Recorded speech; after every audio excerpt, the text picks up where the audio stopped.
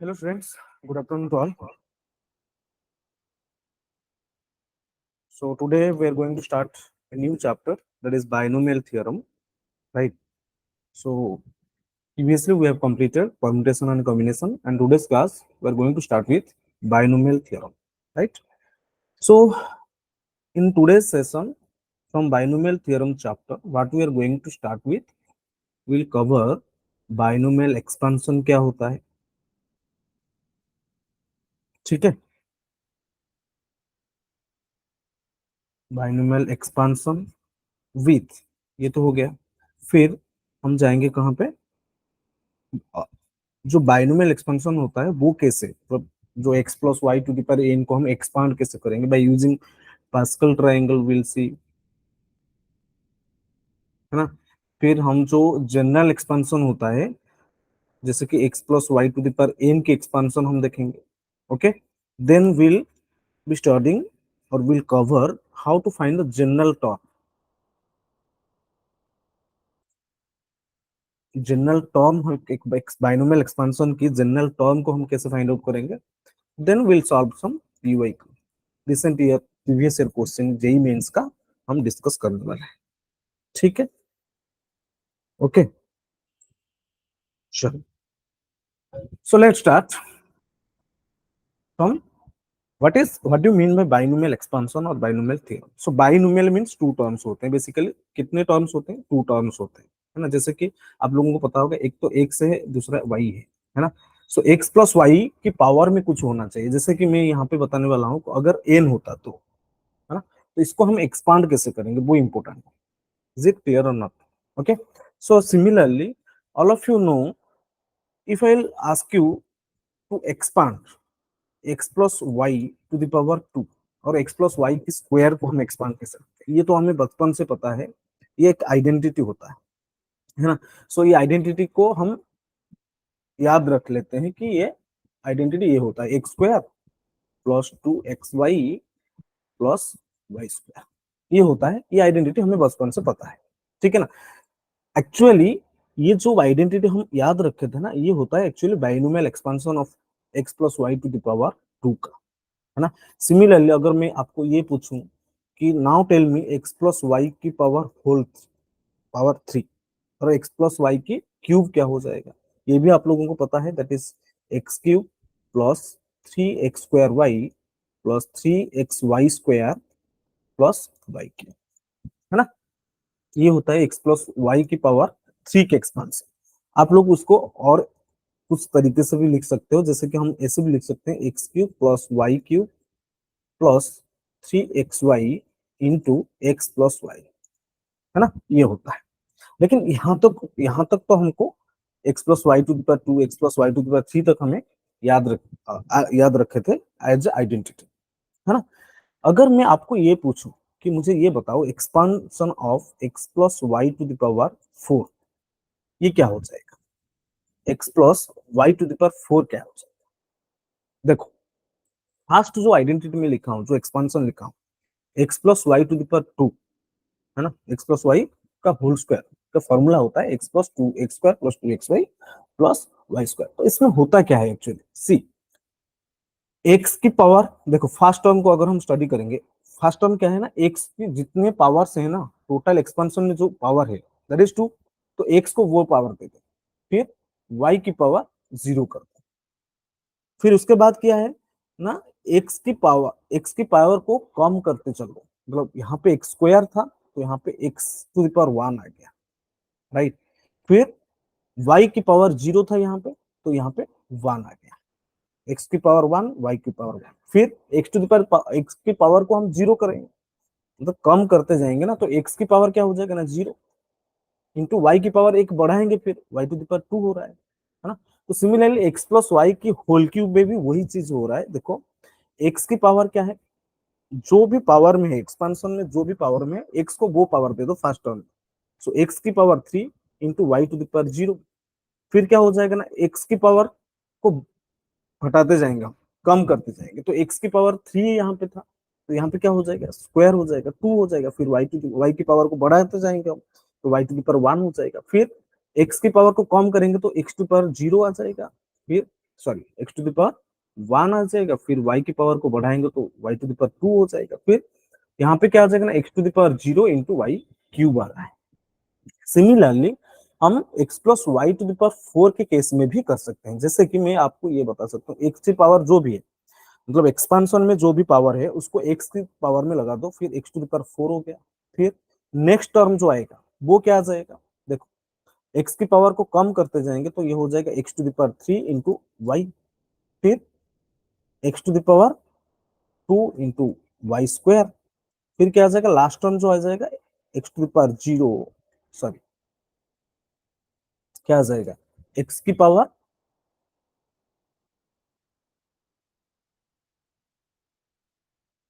यहाँ क्या आ जाएगा ना, x की पावर को कम करते जाएंगे तो यह आ जाएगा x to the power 1, x to the power 1 y to the power, yes yes, है ना, एक्स टू द पावर 1 आ जाएगा, फिर y की पावर में क्या हो जाएगा, y की पावर को बढ़ाते जाएंगे हम ना, 3 आ जाएगा, है कि नहीं। थोड़ा उसको अच्छे से लिख देते हैं, और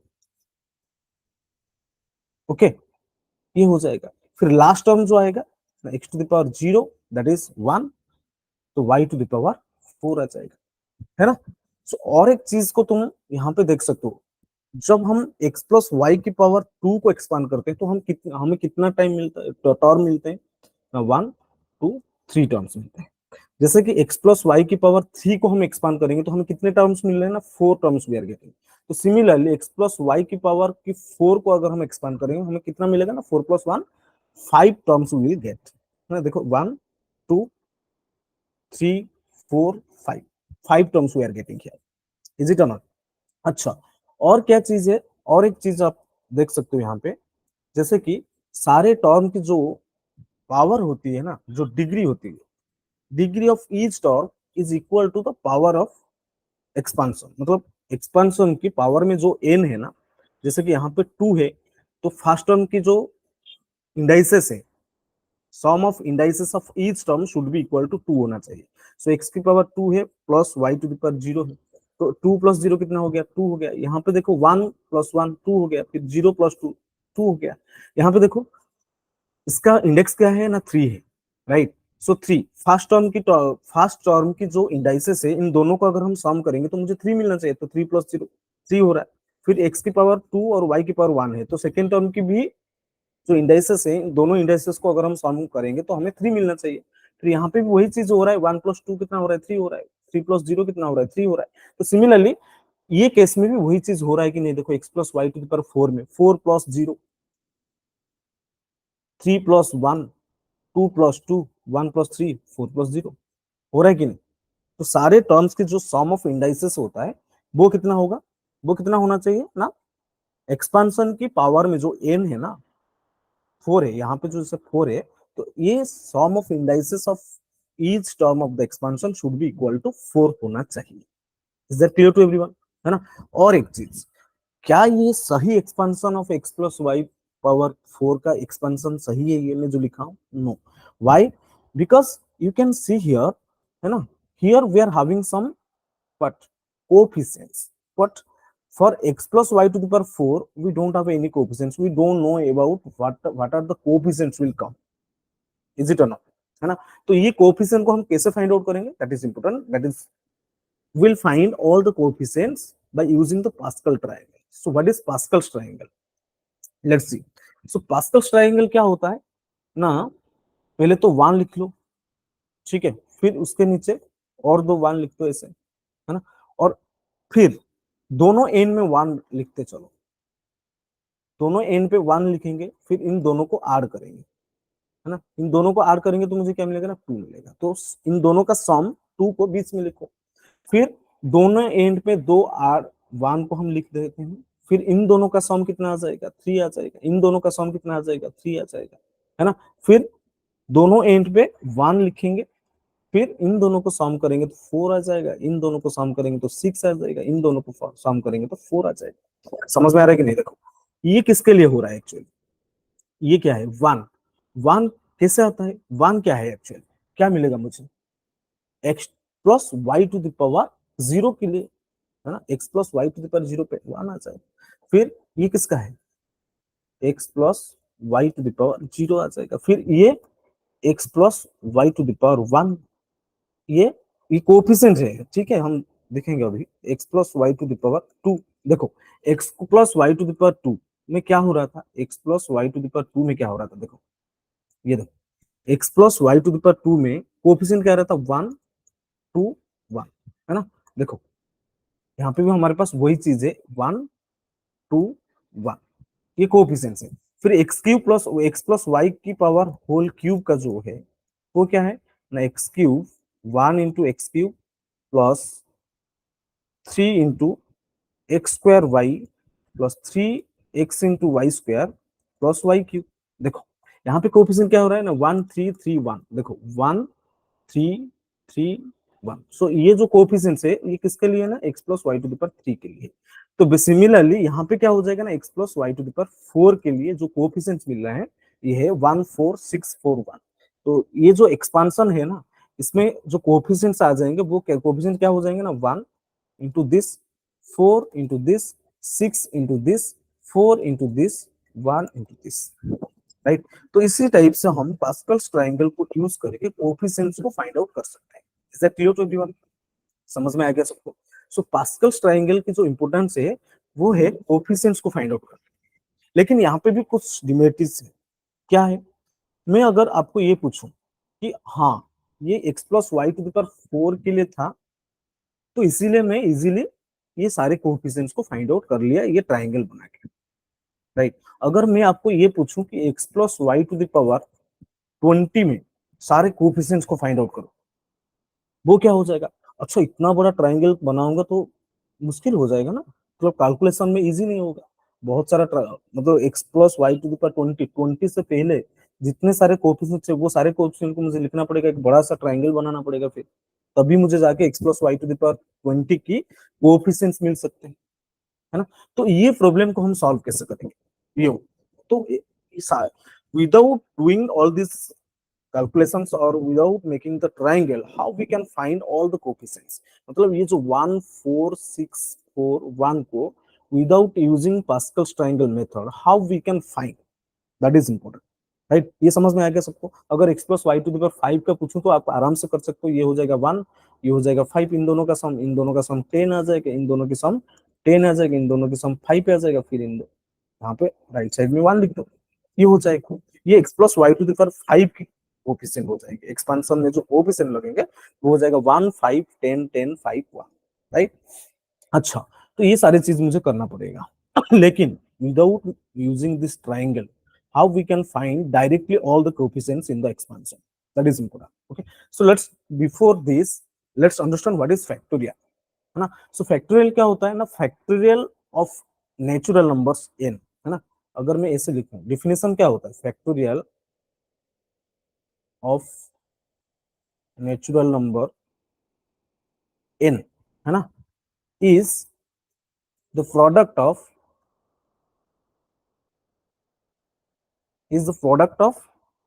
first n natural numbers,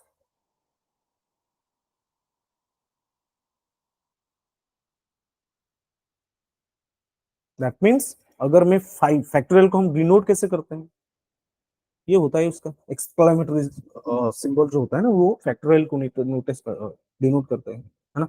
जैसे कि मतलब अगर मैं फाइव फैक्टोरियल पूछूं तो product of first five natural numbers, है ना। तो ये क्या हो जाएगा ना, five into four into three into two into one आ जाएगा। अगर मैं आपको सिक्स फैक्टोरियल पूछूं तो ये कितना हो जाएगा ना, six into five into four into three into two into one आ जाएगा, ठीक है ना। सिमिलरली अगर मैं आपको एन फैक्टोरियल पूछूं तो एन फैक्टोरियल क्या आ जाएगा ना, n factorial is equal to n into n minus one into n minus two, ऐसे डिसेंडिंग ऑर्डर में लिखो और मल्टीप्लाई कर दो, है ना। So n into n minus one into n minus two into n minus three से कहां तक जाएगा ना, into three into two into one, है ना। ये होता है एन फैक्टोरियल, है ना। कुछ रिजल्ट्स हम डिस्कस करेंगे यहाँ पे, इंपोर्टेंट जो रिजल्ट्स होते हैं वो क्या है ना, एक तो है फर्स्ट, ये तो समझ में आ गया होगा क्योंकि हम ऑलरेडी परमुटेशन कॉम्बिनेशन को कंप्लीट कर चुके हैं, तो आराम से ये आपको सारी चीज को रिवाइज हो रहा होगा और समझ में आ गया होगा, ठीक है। तो रिजल्ट्स क्या है ना, इंपोर्टेंट रिजल्ट, जैसे कि हम ये पे बोल सकता हूँ कि जीरो फैक्टोरियल कितना होता है ना, वन होता है। व्हाट इज जीरो फैक्टोरियल ना, वन। है ना। सो जीरो फैक्टोरियल जो होता है उसका वैल्यू होता है 1, है ना। एंड सेकेंड जो है एन फैक्टोरियल कितना होता है, n into n minus one का फैक्टोरियल, ये होता है, सबको पता होगा। क्योंकि देखो एन फैक्टोरियल ये है मेरा, एन इंटू ये कितना हो जाएगा, एन माइनस वन फैक्टोरियल आ जाएगा। ठीक है, तो आप ये पूछ सकते हो सर इसका प्रूफ क्या है, मतलब जीरो फैक्टोरियल वन कैसे होता है ना। इसका प्रूफ आप परम्यूटेशन कॉम्बिनेशन में किए होंगे, है ना। तो यहाँ से तुम कर सकते हो ना, ये जो डेफिनेशन है, n factorial is equal to n into n minus one factorial. So मैं इसको ऐसे भी लिख सकता हूँ ना, n factorial n minus 1 factorial is equal to n factorial, है ना, n factorial बाई n आ जाएगा। तो जीरो फैक्टोरियल मुझे फाइंड आउट करना है, तो n is equal to 1 put करेंगे हम यहाँ पे। अगर n is equal to 1 put करेंगे तो मुझे क्या मिलेगा ना, zero factorial is equal to 1 factorial upon 1 factorial, this is equal to 1, है ना। सो जीरो फैक्टोरियल कितना होता है, ऑलवेज रिमेंबर दिस इज 1। ये काफी यूज होने वाला, ये सारे चीज को हमें याद रखना चाहिए। ठीक है, तो जीरो फैक्टोरियल की जो वैल्यू होता है 1 होता है। एंड उसका प्रूफ क्या है ना, एन फैक्टोरियल को हम ऐसे लिख सकते हैं ना, n into n minus one factorial. So दोनों साइड में अगर हम एन माइनस वन फैक्टोरियल को डिवाइड करें, है ना, एन को दोनों साइड में अगर हम डिवाइड करेंगे तो this becomes now n minus one factorial is equal to n factorial upon n, है ना। तो जीरो फैक्टोरियल कितना हो जाएगा ना, one factorial upon one, that is one. Is it और नॉट, समझ में आ रहा है सबको, क्लियर, ओके, ये हो गया। Then now will go through the new operator, जो ऑलरेडी आप लोग पढ़ चुके हो, कॉम्बिनेशन की जो फॉर्मूला होता है ना। कॉम्बिनेशन ऑलरेडी आप लोग परम्यूटेशन कॉम्बिनेशन में कवर कर चुके हो, तो जो कॉम्बिनेशन होता है वो क्या होता है, एनसीआर, है ना। एनसीआर का मतलब क्या होता है, कोई बता सकता है मुझे, एनसीआर, एनसीआर क्या होता है, एक ऑपरेटर होता है ना। ये ऑपरेटर का काम क्या होता है ना। सो एनसीआर बेसिकली क्या होता है ना, इट्स कॉम्बिनेशन, है ना। सो इसका मीनिंग क्या है ना, बेसिकली जो कॉम्बिनेशन का मीनिंग होता है दैट इज सिलेक्शन, है ना। सो इसका मीनिंग ये होता है, फिजिकल मीनिंग ये होता है, selection of r object out of selection of r objects out of n available distinct object.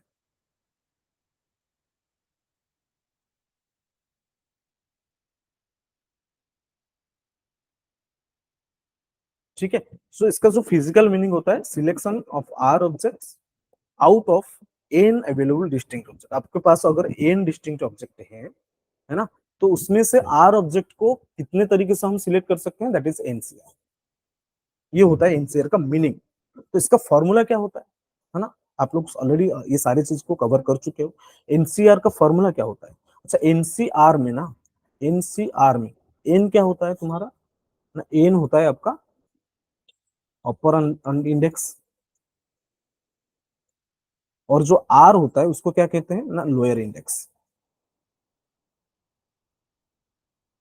ठीक है, तो एनसीआर में सी क्या है ना, तुम्हारा ऑपरेटर है, एन होता है अपर इंडेक्स, आर होता है लोअर इंडेक्स। तो इसका फॉर्मूला क्या है ना, ऐसे आराम से लिख सकते हो, जो अपर इंडेक्स है उसका फैक्टोरियल लिखो, फिर डिनोमिनेटर में क्या लिखो ना, आर, जो लोअर इंडेक्स है उसका फैक्टोरियल लिखो, फिर एन माइनस आर फैक्टोरियल, है ना। एन माइनस आर फैक्टोरियल, ये वैलिड कब होता है ना, it is r should be greater than equal to zero and less than equal to, ये होना चाहिए, एन से बड़ा नहीं होता है आर।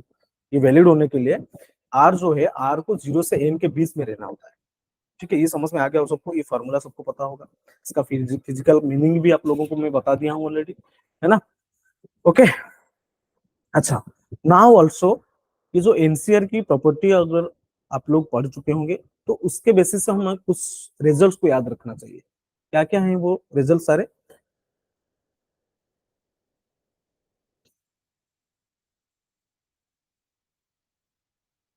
ठीक है।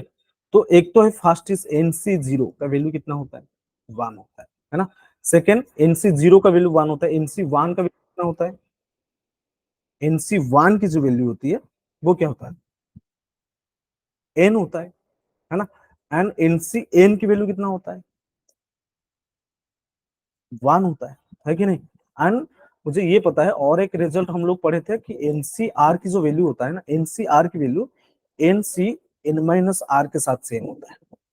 ठीक है, अच्छा ये सारी चीज को आप प्रूव भी कर सकते हैं। ठीक है, कैसे ना, एनसीआर एनसी जीरो मतलब सिलेक्टिंग, जैसे फिजिकल मीनिंग के हिसाब से अगर हम देखेंगे तो एनसी जीरो क्या होता है ना, selecting no object out of n objects. मतलब कोई भी ऑब्जेक्ट को हम चूज नहीं करेंगे। अगर आपके पास एन डिस्टिंक्ट ऑब्जेक्ट है आपके पास, और मैं आपको पूछूं कि जीरो ऑब्जेक्ट को सिलेक्ट करो या कोई भी ऑब्जेक्ट को सिलेक्ट ना करो, तो वो कितने तरीके से हो सकता है? एक ही वो तरीका हो सकता है ना, मतलब किसी को सिलेक्ट ना करना, एक ही वन वे। ठीक है, तो हम फॉर्मूला को यूज करके भी हम इसको प्रूव कर सकते हैं। दैट इज एन फैक्टोरियल, ये कितना हो जाएगा, n factorial upon zero factorial into n minus zero का फैक्टोरियल। तो ये तो कैंसिल हो जाएगा, जीरो फैक्टोरियल वन होता है, ये कैंसिल हो गया, फिर वन आ गया। तो इसका प्रूफ क्या होता है ना, selecting one object out of n objects, है ना। तो एक ऑब्जेक्ट को, एन ऑब्जेक्ट में से एक ऑब्जेक्ट को चूज करने का कितने तरीके से होगा? एक को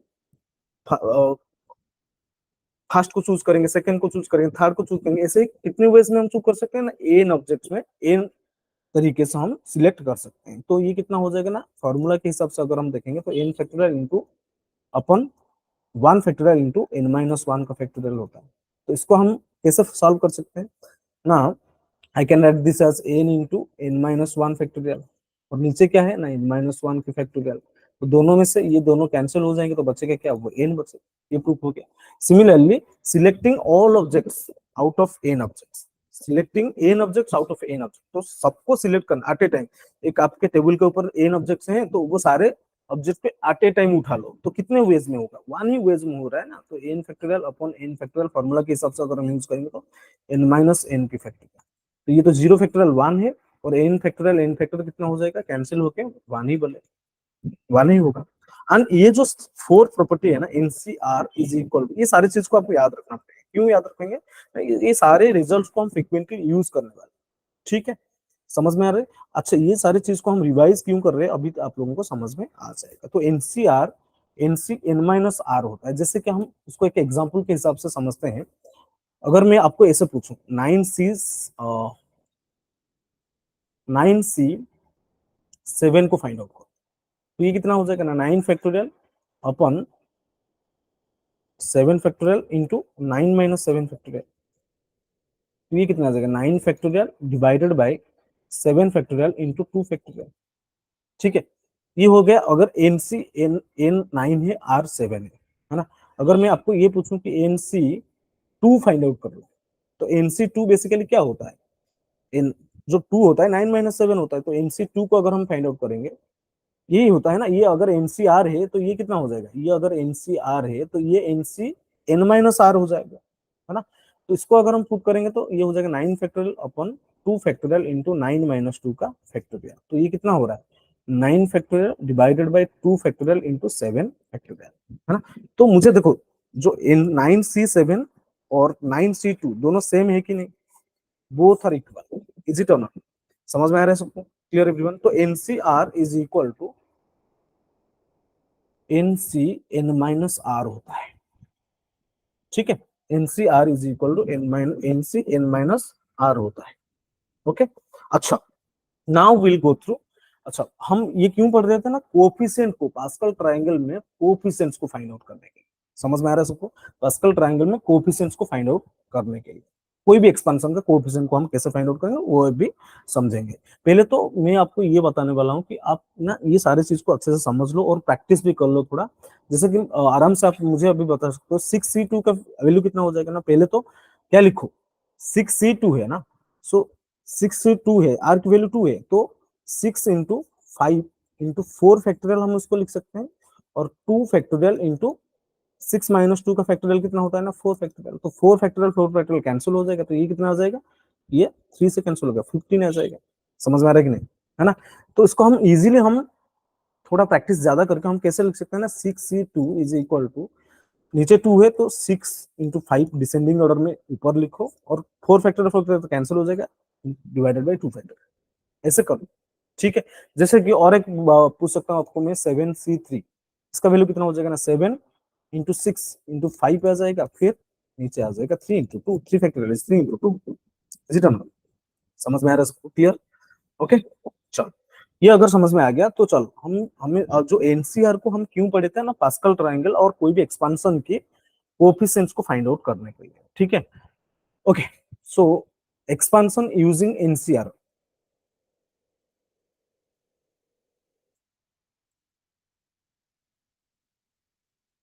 ठीक है, सो आपको तो सबको पास्कल ट्रायंगल याद रहेगा होगा। तो पास्कल ट्रायंगल क्या कहते हैं ना, पहले तो वन लिखो, फिर नीचे दो वन लिख दो, फिर साइड में दो दो वन ऐड करते जाओ और बीच वाला टर्म को आर सम कर लो। फिर ये कितना हो जाएगा, वन वन थ्री, थ्री आ जाएगा, फिर वन वन, ये आ जाएगा फोर सिक्स,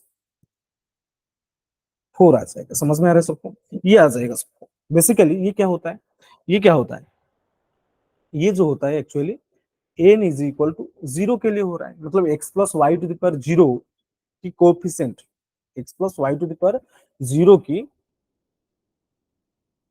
जो एक्सपांशन है उसमें जो कोफिशिएंट मिलेगा वो वन है। और ये यहाँ n is equal to one है, that is x plus y to the power one की एक्सपांशन की कोफिशिएंट है। ये n is equal to two है, that is x plus y to the power two की एक्सपांशन में जो coefficient है ये n is equal to three है, तो x plus y to the power three की एक्सपांशन में जो कोफिशिएंट मिलेगा, है ना। तो सिमिलरली हम आराम से ये बोल सकते हैं ये वन है ना। तो ये कितना हो जाएगा ना, n is equal to four, that is the coefficient of expansion of x plus y to the power four. देखो मिल गया आपको, x plus y to the power four की जो कोफिशिएंट होते हैं वो होते हैं, लेकिन लेकिन क्या होता है, कैसे कैसे मतलब हम एनसीआर एनसीआर को यहाँ कहाँ यूज करेंगे ना। वन क्या होता है ना, एनसी जीरो होता है। ये क्या फोर क्या होता है ना, एनसी टू होता है। सिक्स कितना होता है ना, एनसी थ्री होता है। ठीक है, सॉरी ये एन नहीं होगा, एन का वैल्यू क्या है यहाँ पे, एन की जो वैल्यू है ना that is four. So four C zero, ये हो जाएगा फोर सी वन, ये हो जाएगा फोर सी टू, ये आ जाएगा फोर सी थ्री, ये आ जाएगा फोर सी फोर। ठीक है, सो देखो actually x plus y to the power four की जो कोफिशिएंट्स होंगे, एक्सपांशन में जो कोफिशिएंट मिलेंगे वो सारे ये होते हैं। जैसे कि हम यहाँ पे और अच्छे से लिख देते हैं उसको, x plus y to the power four, that is कितना होता है, एक्स क्यूब आता है तो पहला x to the power four, फिर एक्स की पावर को घटाते जाओ that is x cube y, फिर क्या आ जाएगा ना एक्स स्क्वायर वाई स्क्वायर, फिर क्या आ जाएगा ना x square x y cube, फिर आ जाएगा y to the power four, है ना। और कोफिशिएंट्स को हम कैसे लिखेंगे, कोफिशिएंट यहाँ पे जो मिले हैं ना, four C one four C one four C two four C three four C four, है ना। तो ये जो है ना ये वन है, ये plus four into this plus six into this plus four into this plus one into this, है ना। तो ये जो वन है एक्चुअली बेसिकली हम उसको कैसे लिखेंगे ना, ये जो वन को हम लिख सकते हैं four C zero x to the power four plus four C one x cube y plus four C two six can be written as four C two x square y square plus four C three, ये कितना आ जाएगा x y cube plus four C four y to the power four आ जाएगा। समझ में आ रहा है, क्लियर एवरीवन, है ना।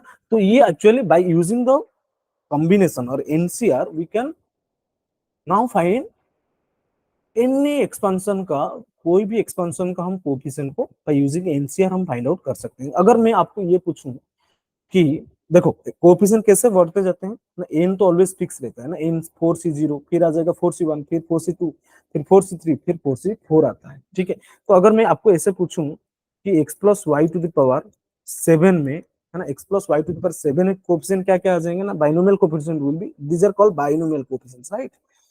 ओके, तो कोफिशिएंट्स क्या आ जाएंगे ना, एक तो आ जाएगा फोर सी जीरो, फिर आ जाएगा फोर सी वन, फिर आ जाएगा फोर सी टू, फिर four C three four, four C four, ऐसे कहां तक जाएगा four, sorry seven seven, seven C zero आ जाएगा, सेवन सी वन आ जाएगा सेकेंड टर्म में कोफिशिएंट, सेवन सी थ्री आ जाएगा, फिर सेवन सी फोर आ जाएगा कोफिशिएंट, फिर सेवन सी सेवन आ जाएगा, लास्ट में कौन सा टर्म आ जाएगा, सेवन सी सेवन। इसको हम एक्सपांड कैसे करेंगे, देखो सेवन सी जीरो एक्स की पावर में seven plus seven C one x की पावर में six y to the power five, है ना, sorry y to the power one, ठीक है, plus seven C two x to the power five y to the power two, पर seven C three x to the power four y to the power three.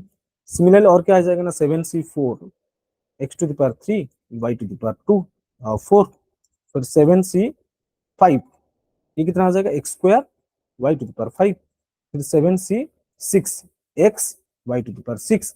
For last term 7c 7x to the power 0 y to the power 7. ये हो गया उसका expansion, सारे coefficients भी मुझे मिल गए. तो आप लोगों को अभी क्लैरिटी मिल चुका होगा कि जो बाइनोमियल कोएफिशिएंट्स होते हैं उसको हम कैसे फाइंड आउट करेंगे ना. तो binomial coefficients are starting from 7c0 to 7c7 here. अगर n होता तो कहां से शुरू होगा ना, nc0 nc1 nc2 up to ncn तक जाएगा. तो अभी देखो आराम से, आपको देखो जो बड़ा सा एक्सप्रेशन मिल रहा था ना x plus y to the power n की जो एक्सपेंशन है, आप आराम से अभी उसको लिख सकते हो. कैसे? तो क्या हो जाएगा बताओ, x plus y to the power n, इसका एक्सपेंशन हम कैसे लिखेंगे ना. पहले तो हम क्या करेंगे ना, कोएफिशिएंट nc0 से स्टार्ट करेंगे कोएफिशिएंट, फिर x की पावर क्या हो जाएगा ना, जो एक्सपेंशन में जो पावर है उसको लिखते हैं. x की पावर आ जाएगा n into y to the power 0. फिर nc1 into x to the power, power क्या होगा, घटेगा अभी तो कम करते जाओ है ना, n-1 into y to the power 1 आ जाएगा. फिर nc2 आ जाएगा, फिर x to the power n-2 into y to the power 2 आ जाएगा.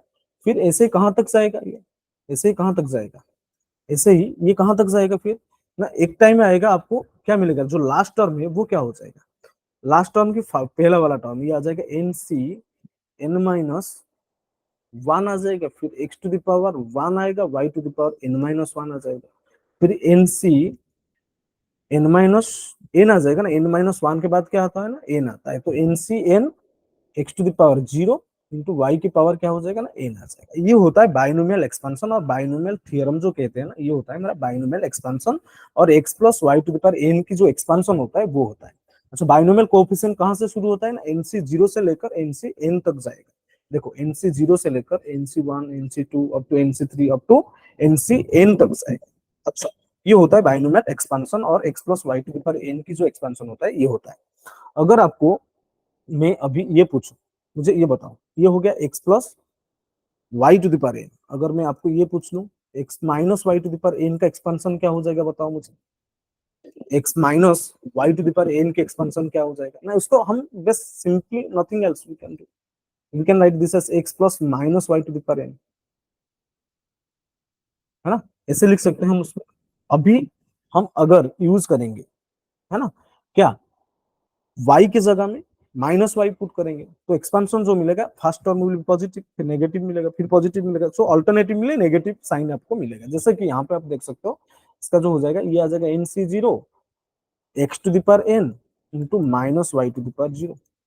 फिर यहाँ पे क्या आ जाएगा, minus nc1 x to the power n-1 minus y to the power 1, है ना. ये प्लस है, ये माइनस मल्टीप्लाई होकर क्या हो जाएगा, माइनस हो जाएगा. फिर आ जाएगा plus nc2 x to the power n-2, फिर माइनस वाई टू दावर 2 आ जाएगा, है ना. तो ऐसे ही चलता जाएगा, है ना. तो माइनस लेने से कोई दिक्कत नहीं होना चाहिए, ठीक है. जो प्लस है, x plus y to the power n की जो एक्सपेंशन है, वो एक्सपेंशन में y की जगह में आप माइनस वाई पुट कर, तो आपको x minus y to the power n का एक्सपेंशन मिल जाएगा. Clear everyone? Yes, understood or not?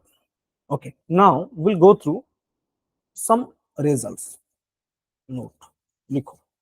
तो first is saying, in the expansion of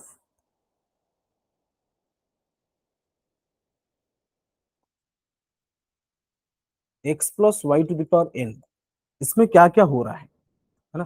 first term, first thing what I am going to discuss with you, that is, first is saying the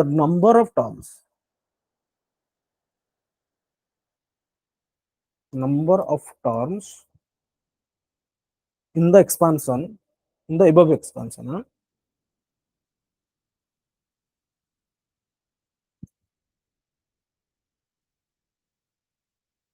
above expansion नहीं, the number of terms in the above expansion कितना आ जाएगा ना, n plus 1 आ जाएगा, है ना. क्योंकि x plus y to the power 2 में 3 टर्म्स होते हैं, x plus y to the power 3 में 4 टर्म्स होते हैं, x plus y to the power 4 में 5 टर्म्स होते हैं. Similarly x plus y to the power n की जो एक्सपेंशन होगी, उसमें कितने टर्म्स होते हैं ना, n plus 1 number of terms होते हैं. Second thing, the sum of the indices,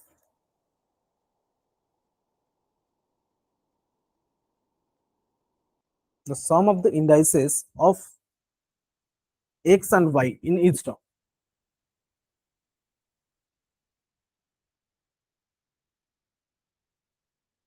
कितना होता है, sum of the indices of x and y in each term कितना होता है, एन प्लस जीरो एन होता है, n minus one plus one n ही होता है, n minus two plus two n ही होता है, तो ये होता है एन। ठीक है, sum of the indices of x and y in each term of the expansion is n, है ना। Third thing is third thing is the binomial coefficients.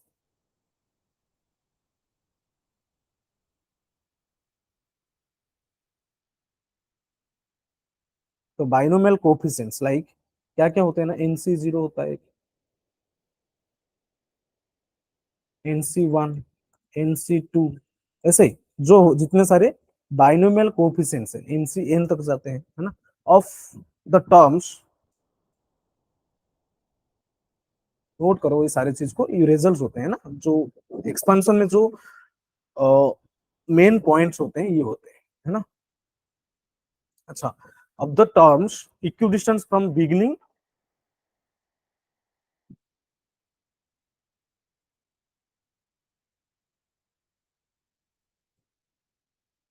Beginning and the end,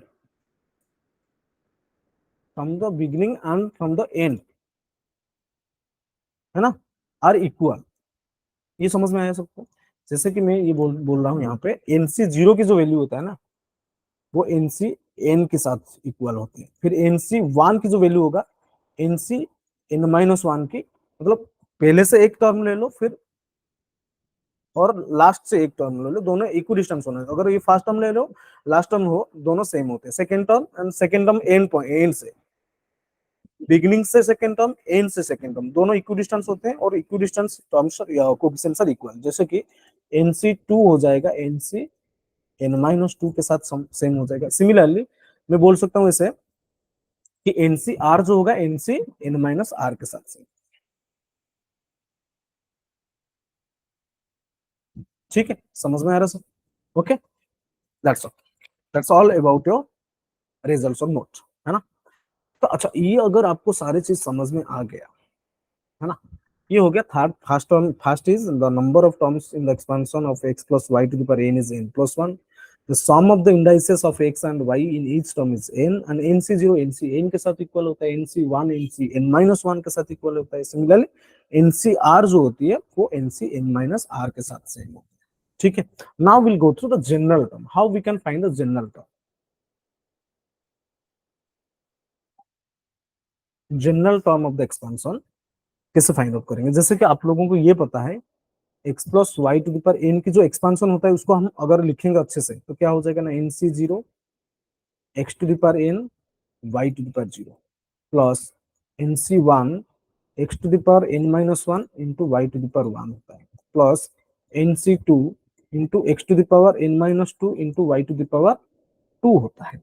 similarly ये कहाँ तक जाएगा ना, बीच में एक टर्म आएगा when we are selecting r object out of n object, that is n C r x to the power n minus r into y to the power r आ जाएगा। फिर वैसे ही कहां तक जाएगा, ये लास्ट से पहला वाला जो टर्म हो जाएगा n C n minus one x to the power n minus one, sorry x to the power one into y to the power n minus one आता है। फिर लास्ट टर्म जो आ जाएगा n C n x to the power zero into y to the power n आ जाएगा। ठीक है, so this is the general expansion of x plus y to the power N. So this is the binomial expansion of x plus y to the power n का होता है। ठीक है, तो हम जैसे कि एपी जीपी में जनरल टर्म को फाइंड आउट करते हैं, यहाँ पे भी एक सीक्वेंस का सॉम है, एक सीरीज है हमारे पास, तो यहाँ पे भी मुझे एक जनरल टर्म मिलना चाहिए। तो जनरल टर्म को कैसे फाइंड आउट करेंगे हम, देखो क्या हो रहा है एक्चुअली, है ना। जनरल टर्म को हम कैसे फाइंड आउट करेंगे, देखो n C zero n C one n C two n C r फिर एनसी, मतलब सी की जो लोअर लोअर इंडेक्स है ना, सी की जो लोअर इंडेक्स है वो वन वन बढ़ते जा रहा है। तो एनसी जीरो हो रहा है, फिर एनसी वन सेकेंड टर्म में हो रहा है, फिर एनसी टू थर्ड टर्म में हो रहा है, ऐसे ही लास्ट टर्म में एनसी एन हो रहा है। तो हम उसको ऐसे लिख सकते हैं, जो जनरल टर्म को हम कैसे लिख सकते हैं ना, एनसी आर लिख सकते हैं, है ना। R is starting from zero to n. फिर एक्स के पावर के साथ क्या हो रहा है, एक्स की पावर के साथ क्या हो रहा है ना, एन हो रहा है, फिर एन माइनस वन कम होते जा रहा है, एन माइनस टू वन कम होते जा रहा है, एन माइनस थ्री एक्स की पावर लास्ट में कहां तक जा रहा है ना, x to the power zero तक जा रहा है, right. So n minus zero n minus one, जो upper index minus lower index जो भी मिलेगा वो एक्स की पावर में होते हैं। अपर इंडेक्स माइनस लोअर इंडेक्स जो होते हैं ना, एक्स की पावर में आ जाता है। तो एक्स की पावर में क्या आ जाएगा, upper index minus lower index, that is n minus r आ जाएगा। फिर y की पावर के साथ क्या हो रहा है ना, जीरो से लेकर n तक जा रहा है, तो y टू द पावर क्या लिखेंगे हम, जीरो से लेकर n तक जा रहा है ना, y टू द पावर क्या आ जाएगा, r आ जाएगा। ठीक है, समझ में आ रहा है सबको। तो ये होता है मेरा जनरल टर्म। अच्छा, ये टर्म, ये जो टर्म है ये T3 है, ये जो टर्म है वो T3 है ना। लेकिन T3 है, टर्म 3 के लिए r की वैल्यू कितना होता है ना, यहाँ पे r की वैल्यू 2 होता है ना। सो ये कितना नंबर ऑफ टर्म्स हो जाएगा, अगर r है एनसी का ना, सी का जो लोअर इंडेक्स में अगर 2 था आपके पास, r की वैल्यू 2 होता है तो टर्म 3 होता है। अगर लोअर इंडेक्स में r है तो टर्म कितना हो जाएगा, n T r plus one term हो जाएगा। So this is the general term. Basically हम कैसे करते हैं ना, एन की लोअर इंडेक्स में जो भी होता है प्लस वन तुम्हारा नंबर, दैट नंबर क्या हो जाएगा, मतलब जो टर्म्स की ऑर्डर आ जाएगा। जैसे कि यहाँ पे T3 के लिए R2 होता है, तो T R प्लस वन के लिए R कितना हो जाएगा, R ही हो जाएगा। समझ में आ रहा है सबको, है कि नहीं। थर्ड टर्म के लिए R की वैल्यू 2 होता है, सो rth टर्म के लिए R की वैल्यू कितना, सो R प्लस वन टर्म के लिए R की वैल्यू R हो जाएगा। समझ में आया कि नहीं। So this is the general term, and also we can write this expansion is equal to, we can add this summation from r is equal to 0 to n। Zero से r कहां से शुरू होता है, जीरो से शुरू होता है, कहां तक जाता है ना, n तक जा रहा है, n तक जा रहा है। समझ में आ रहा है कि नहीं। r is equal to zero से, r जीरो से स्टार्ट होता है, n तक जा रहा है। ठीक है, तो ये क्या हो जाएगा, ये जो सीक्वेंस, ये जो सीरीज को हम शॉर्ट फॉर्म में हम कैसे लिख सकते हैं, that is starting from zero to n, ये आ जाएगा x to the power n minus r, sorry n C r x to the power n minus r into y to the power r. अगर हम इसको open करेंगे ना, ये जो सिग्मा को, इस समेशन को ओपन करेंगे, तो मुझे जो पूरा एक्सपांशन है ना वो मिल जाएगा। तो in general we can write this as एक shortest form x plus y to the power n की जो एक्सपांशन होता है, that is summation starting from r is equal to 0 to n ncr x to the power n minus r into y to the power r, ये होता है expansion. समझ में आया सबको, क्लियर एवरीवन, है ना। ये होता है आपका x plus y to the power n का एक्सपांशन होता है, और जनरल टर्म क्या होता है ना, r T r plus y. तो जनरल टर्म यहाँ पे क्या आता है ना, n C r x to the power n minus r into y to the power r. बस जनरल टर्म के साथ ना समेशन लगा दो, आर से लेकर जीरो से लेकर एन तक, वो हो जाएगा आपका expansion of x plus y to the power n का एक्सपांशन आ जाएगा। चलो एक रिसेंट ईयर के क्वेश्चन को हम समझते हैं, क्वेश्चन एक सॉल्व करके समझते हैं। क्वेश्चन क्या दिया है मुझे, इफ द फोर्थ टर्म, बढ़िया सा क्वेश्चन है, ठीक है। If the fourth term of the in the binomial expansion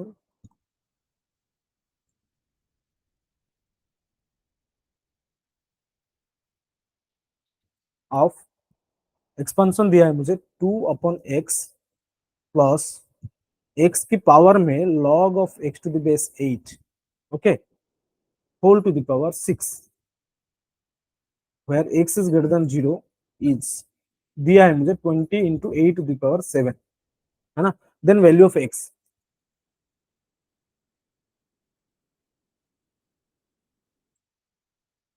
option A दिया है मुझे 8 to the power 3, बी दिया है 8 to the power 2, सी दिया है 8, और डी दिया है 8 to the power -2। ये 2019 जेई मेंस का क्वेश्चन है, 2019 जेई मेंस का क्वेश्चन है ये, है ना। चलो कैसे करेंगे ये क्वेश्चन को हम, सर आप तो ये बोल सकते हो, अभी पूछ सकते हो कि सर आप तो जो एक्सपेंशन हमें दिखाए थे वो तो काफी इजी लग रहा था, x plus y to the power 2, x plus y to the power 3, लेकिन आप तो यहाँ से, यहाँ पे जो क्वेश्चन दिए हैं, दिया है कि four term of the binomial expansion 2/x plus x to the power log x to the power 8 to the power 6 का एक्सपेंशन में फोर टर्म की जो फोर्थ टर्म है, दैट इज दिस, है ना। Fourth term in the binomial expansion is this, दिया है मुझे। Then value of x find out करने के लिए आप बोल रहे हो, ठीक है, गंदा सा एक्सप्रेशन दिया है ना। तो क्या करेंगे, ये क्वेश्चन को हम सॉल्व करेंगे कैसे, देखो सारे अभी जो क्वेश्चन सॉल्व करेंगे हम, जनरल टर्म की जो होता है ना फॉर्मूला, वो इसको यूज करके हम क्वेश्चन को सॉल्व करते हैं। अच्छा, एक्सपांशन क्या दिया है मुझे, देखो एक्सपांशन क्या दिया है, that is 2/x plus x to the power log x to the base 8 whole to the power 6। अच्छा, तो इसमें मुझे फोर्थ टर्म दिया है ना। सो मुझे क्या फाइंड आउट करना है, फोर्थ टर्म ऑलरेडी दिया है, तो फोर्थ टर्म अगर हमें फाइंड आउट करना है तो आर की वैल्यू कितना आ जाएगा, यहाँ पे जो आर की वैल्यू होती है 3 आ जाएगा। अगर 4 दिया है फोर्थ टर्म तो आर की वैल्यू 3 आ जाएगा, और एन मुझे दिया है दैट इज 6, आर की वैल्यू 3 दिया है, एन इज इक्वल टू 6 दिया है, तो 3 + 1 फाइंड आउट करो, फिर तो कितना हो जाएगा। जो जनरल टर्म की फॉर्मूला होता है क्या होता है, बस NCR, NCR 6C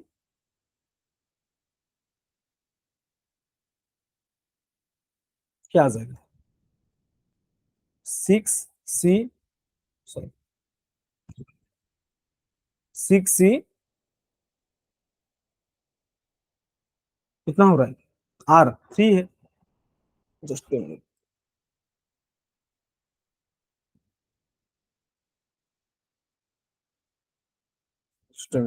pen is not working.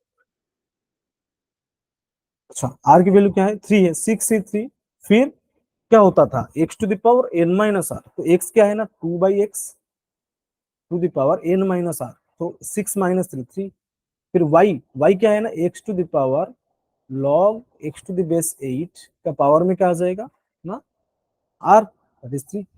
ये होता है, और ये कितना दिया है मुझे ना 20 × 8 टू द पावर 7 दिया है। ठीक है, बस इसको कैलकुलेट करना है और कुछ नहीं करना है। ठीक है, अच्छा, हम चलो 6C3 को अगर हम कैलकुलेट करेंगे तो कितना आ जाएगा ना, 6 × 5 × 4/3 × 2 आ जाएगा, है कि नहीं, इंटू 2 टू द पावर 3 को हम लिख सकते हैं यहाँ पे 8, इंटू ये क्या आ जाएगा फिर, x to the power log x to the base 8, है ना, ये था हमारे पास। तो x टू द पावर 3 और x टू द पावर 10 हमारे पास है ऑलरेडी, तो मैं उसको सजा के ऐसे लिख सकता हूँ क्या, x to the power log x to the base 8 divided by x whole to the power 3 आ जाएगा। फिर ये कितना दिया है, 20 × 8 टू द पावर 7।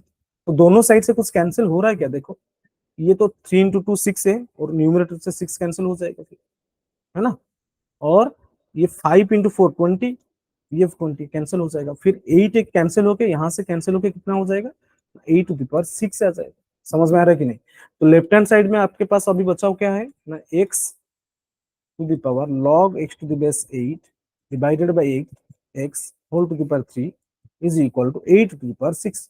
सो ये जो क्यूब है पावर, है ना, दोनों साइड में अगर हम वन पावर 1/3 ले जाते हैं तो ये क्या हो जाएगा, 1/3 ले लो पावर, तो ये 3 कैंसिल होकर क्या आ जाएगा ना, x in to the power log x to the base 8 divided by x, और ये 8 to the power 6 whole to the power 1/2, तो ये आ जाएगा 8 टू द पावर 3 आ जाएगा, है ना, नहीं सॉरी 2 आ जाएगा, है ना, पावर 1/3 लेंगे ना, 2 आ जाएगा। फिर इसको सिंप्लीफाई करो, सिंप्लीफाई करेंगे तो क्या मिलेगा मुझे, अच्छा एक्स की पावर में बेस रूल हम यूज करेंगे, तो अगर ये हो जाएगा कितना, x to the power log x to the base 8 minus x is equal to 8 to the power 2, दोनों साइड में लॉग ले लो। अगर हम दोनों साइड में लॉग बेस्ट 8 ले लेते हैं तो ये आ जाएगा कितना, x into log x base 8 minus x is equal to log 8 square, है ना। तो ये सिंप्लीफाई होकर कितना बनेगा, दोनों साइड में अगर ये जो पावर में है एक्सपोनेंट में जो है log x माइनस 8, इसको by using the logarithmic formula ये कितना हो जाएगा ना, log x to the base 8 minus x into log x to the base 8 आ जाएगा, is equal to log 8 to the base 8 आ जाएगा, है ना, ये 1 होता है। तो right hand side, left hand side में आपके पास क्या बचा है ना, तो ये हो जाएगा log x to the base 8 minus x into log x to the base 8, और ये हो जाएगा 2। अच्छा, log x को ना, log x2, let suppose I am taking log x to the base 8 को मैं t मान लेता हूँ, तो ये कितना हो जाएगा ना, t-1 into t is equal to 2। इसको सिंप्लीफाई करेंगे तो कितना आ जाएगा, t² - t - 2 is equal to 0, है ना। और इसको फैक्टराइज करो, फैक्टराइज करेंगे तो कितना मिलेगा मुझे, t-2 इंटू t+1, तो t की वैल्यू कितना मिल रहा है, t is equal to I am getting either it is 2 और -1 मिल रहा है। अच्छा, तो हो गया क्वेश्चन सॉल्व, देखो t इज इक्वल टू 2 और t इज इक्वल टू -1 मिला है। तो t क्या लिए थे हम, log x to the base 8 is equal to log x to the base 8 is equal to -1। इसको सॉल्व करेंगे तो x कितना आ जाएगा, x आ जाएगा 8 टू द पावर 2, और यहाँ से x is equal to 8 to the power -1। तो दो वैल्यू मुझे मिल रहा है, लेकिन ये जेई मेंस का क्वेश्चन है तो सिंगल टाइप को करेक्ट क्वेश्चन होगा, दोनों वैल्यू तो नहीं हो सकता है। तो 8 क्या दिया है क्वेश्चन में, देखो 8 टू द पावर 2 दिया है, option B is the correct answer. ये option B is the correct answer, 8 to the power 2 is the correct answer. ये समझ में आ गया सबको, काफी अच्छा क्वेश्चन था, बढ़िया सा क्वेश्चन था, है कि नहीं? Okay okay, so I hope this is clear to everyone. And time हो चुका है क्लास का, यहाँ पे वाइंड ऑफ करते हैं क्लास को। नेक्स्ट क्लास में हम क्वेश्चन सॉल्व करेंगे और कुछ नया कॉन्सेप्ट भी पढ़ने वाले हैं, ठीक है? So that's all for today's class, thank you all, bye bye, take care.